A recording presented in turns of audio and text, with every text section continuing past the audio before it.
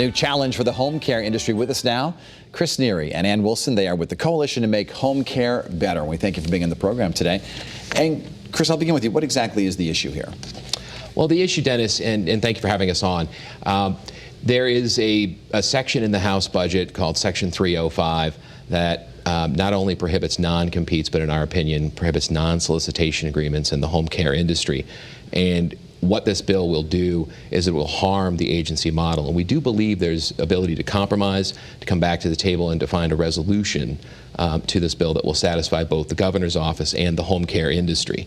Because this bill would essentially harm the agency model, which Ann can speak about, and it's a very important model. Yeah, what kind of examples can you give us, Ann? Sure, absolutely. Well, I think it's important to note that the agency model has been one of the overwhelming choices for people here in the state of Connecticut, both from the individual standpoint as well as from the caregivers. And I think the reason for that is because it offers both a tremendous amount of stability and a tremendous amount of protection. And it's important to note that when the agency is involved in the process, that starts right from the very day one. So when a caregiver comes in looking for work or a client comes in looking for care, we're doing all of the things to manage that care, to match the client to the caregiver and the caregiver to the client, and continuing to oversee that relationship throughout the life of that individual's needs. And what is the strategy to change some minds here?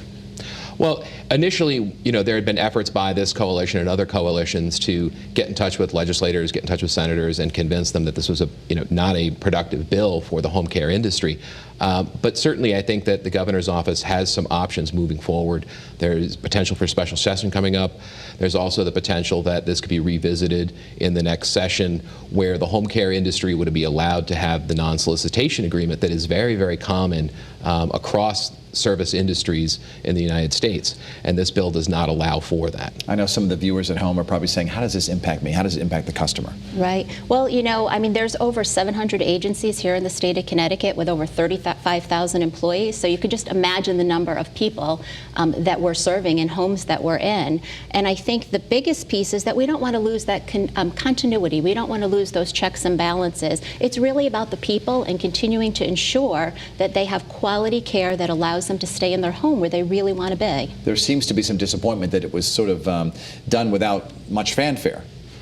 Well, that's true, and I think our coalition, the other coalitions, tried to draw as much attention to this issue as we could before it was passed through the budget, but certainly that was unsuccessful. But at this point, we still believe that there is an ability to reach a compromise and that there is something that can be done, and so that's why we're continuing to pursue this. And so you're confident about a compromise. What would that compromise look like? Well, we're looking to have a dialogue. We want to say first and foremost that we're all trying to achieve the same common goal, and that's good, continuous, quality, safe care in an individual's home. And we just want to be open to have the discussion of how we can do that on an ongoing basis that still continues to keep the agency as a vital piece of that care delivery system. We'll keep you posted. It's going to be an interesting summer. Thank you sure. very much. Ann Wilson, Chris Neary, thanks for being Thank you so much, on Face Dennis. the State this Sunday. When we come back, we're going to talk about a big milestone for a cornerstone of a massive development that at the time was said it would transform Hartford, and it certainly did. That's coming up next. Also, our conversation with Nora O'Donnell.